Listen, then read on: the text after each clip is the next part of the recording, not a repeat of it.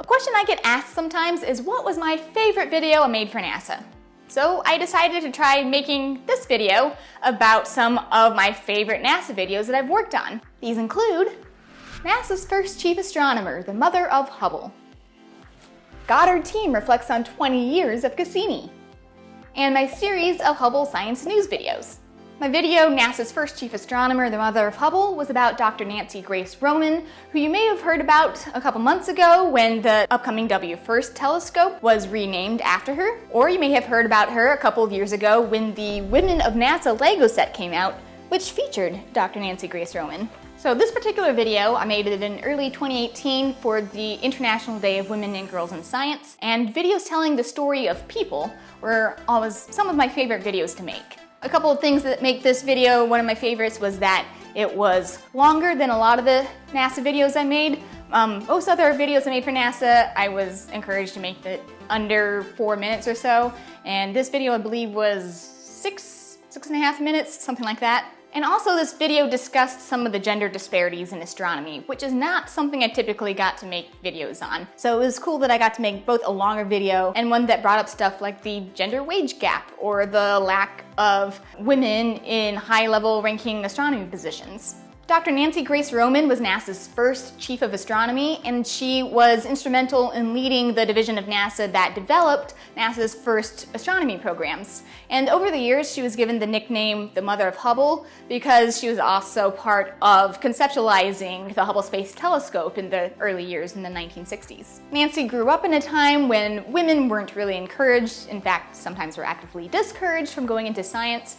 So we wanted to share her story and talk about how she ended up, against the odds, succeeding in becoming an astronomer and NASA's first chief astronomer. I worked directly with Nancy to go through some of her personal photos from her early childhood and her early career in order to help tell that story. And this involved actually going to her home and digitally scanning all of her photos and talking with her about the pictures, having her tell me who was in the pictures, when they were taken, where they were taken. You remember what he said to you? No, not at all. And this is Alla Masevich, who is a Russian. And to a large extent, she and I had parallel careers. But she was in the Soviet Space Agency for a while. Did she also manage space astronomy programs for Yes. them? Okay. And so I was able to have some one-on-one conversations with Nancy, and she was in her 90s at the time, but she was still, her mind was still super bright. She told me she was still trying to go to various astronomy lectures and keep up with the field, and she was very humble. In fact, I would say she's kind of reluctant to believe that maybe people would be really interested in her achievements. People generally aren't terribly interested in what gets things started. And so I'm not sure they're going to have much of an idea of my role. But she was very willing to share her story and to share her personal photos, and she was happy to have her story go out into the world. Another video I worked on that also told some stories of people was the video I made about the Years team. All of the people involved with NASA's Cassini spacecraft are preparing for Cassini's final plunge into the planet Saturn on September 15th. One small portion of the people who have spent years working on Cassini includes the team behind the Years instrument, the Composite Infrared Spectrometer. With any given NASA mission, any given space mission, there are a lot of different teams working on it. You might hear from, the principal investigator or the lead project scientist, but you don't typically get to hear from the operations team of one of the instruments on that spacecraft. And of course, it can be really interesting to learn about these teams. You have TV shows like The Office or Parks and Rec, where you watch these teams of coworkers who develop friendships and who have their personal lives intermingling with the work they're doing. And so a similar thing had been happening with the Years team, and the people on the Years team had been working together for several years, maybe a decade, maybe 2 decades, who over the years of working together, some of the members of the team were getting married, some of them were having babies. People in the team would celebrate each other's successes or be there for each other when there were low points. And they were all really proud of operating this instrument for Cassini, which was a really prominent space mission getting some fantastic data from Saturn. And so they were really proud of their operations team running the operations for this instrument so smoothly. And they also all seemed to believe that their work was really important and that they're part of this scientific legacy. At the time when I interviewed them, Cassini was starting to come to an end of its mission, and they knew that in a few months that the Cassini spacecraft would be taking a planned nosedive into Saturn to end the mission. So they knew their mission was coming to an end, and they knew that this team that they had been working on for so many years was going to be dispersing. So the emotions were running high on this team, and I imagine for anybody who's working on Cassini. And I wanted to be able to capture that story. In trying to capture the story, it was technically and logistically kind of tricky. So I didn't want to interview all the team members one-on-one, because what I wanted to do was to try to capture this team dynamic that they had amongst them. And I knew that if I was interviewing them one-on-one, that they probably wouldn't feel as comfortable talking to me as they would feel talking with the rest of their team. So I wanted to try to interview them in larger groups. Now, you don't see very often videos where you're interviewing a group of people at a time. There's a reason for that. It's not super easy. So out of the team members that wanted to be on camera, I split them into 2 groups. Each of the groups had 7 or 8 people, and I set them all up in the studio. I set it up as a 3-camera shoot. I had 1 camera as a wide angle on the full group I was interviewing. I had 1 camera that was a close-up to try to get close into whoever was talking at the time, and I had 1 camera on me as the interviewer. Trying to light all of them and me at the same time was a little bit tricky, but the most tricky part probably was the sound. So I had each of the people individually mic'd with a lav mic that was wired. We didn't have enough wireless mics for everyone, so we had them all wired. And so we had like 2 mics wired into 1 camera, 2 into another camera, 2 into the 3rd camera, and then the remaining mics were wired into Zoom audio recorders. So there were kind of wires all over the place. And then trying to edit the video, dealing with all these different audio tracks, that was a bit tricky.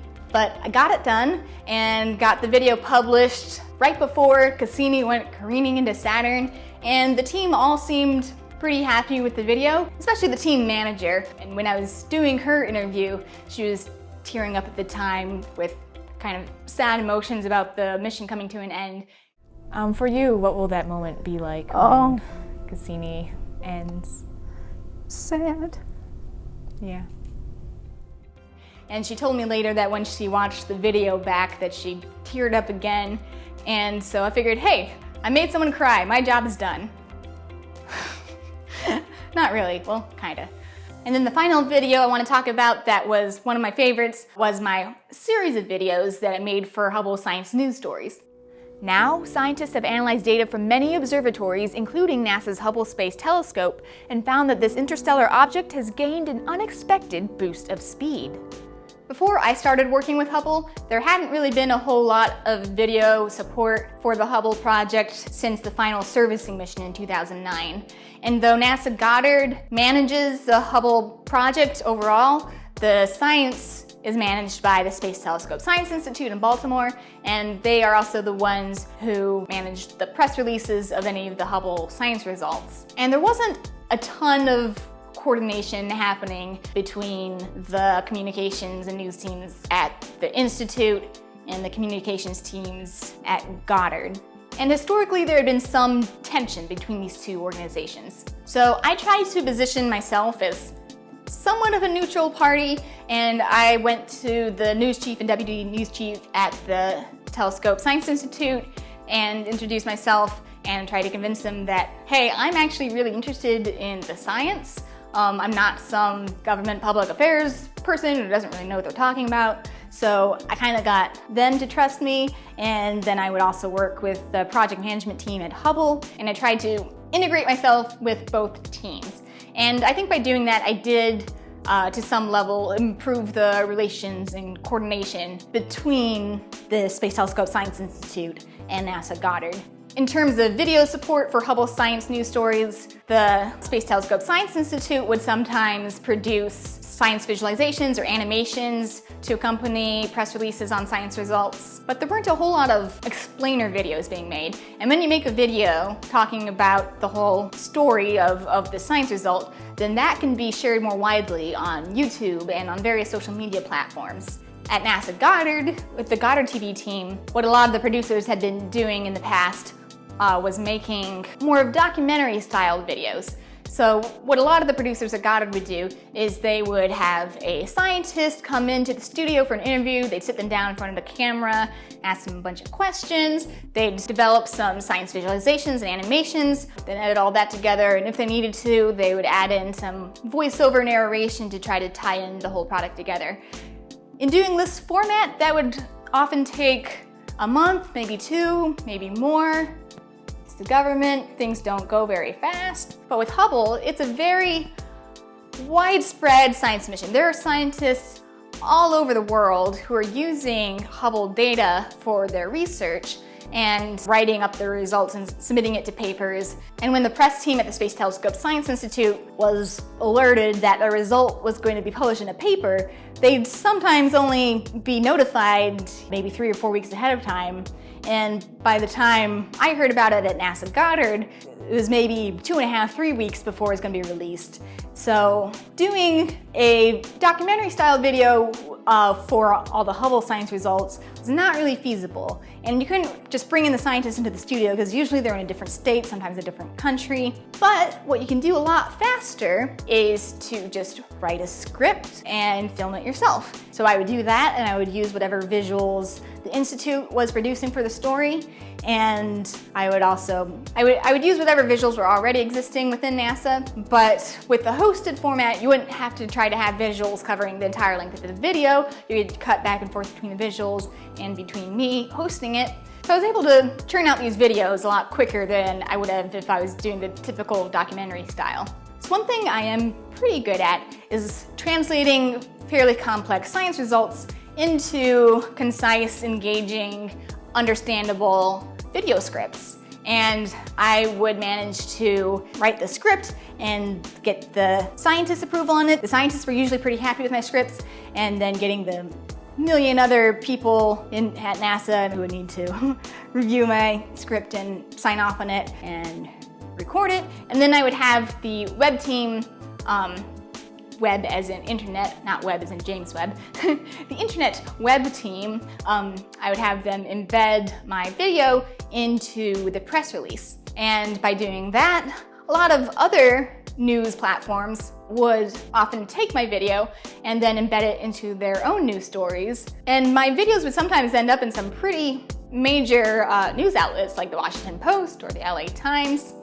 And then also the NASA flagship social media accounts would sometimes share my videos on their accounts. And when they did that, there would be hundreds of thousands of views. So this formatted video I made was pretty effective at managing to spread the Hubble science news stories to a wider audience and across more platforms than these stories would have gotten otherwise. And also, I had fun making them because I like being on camera and presenting science information, or any information, mostly science information. So these are just a few of my favorite videos I've made for NASA, but over the 5+ years I've worked there, I've made a lot of different videos, and you can watch more of them over in this playlist. And if there are any particular videos that you really like and you want to know more about how I made them, let me know. Maybe I'll make a behind-the-scenes video talking about it. And in the meantime, feel free to check out some of the other videos on my channel that weren't for NASA, that are just mine. And thanks for watching. Non-awkward end here.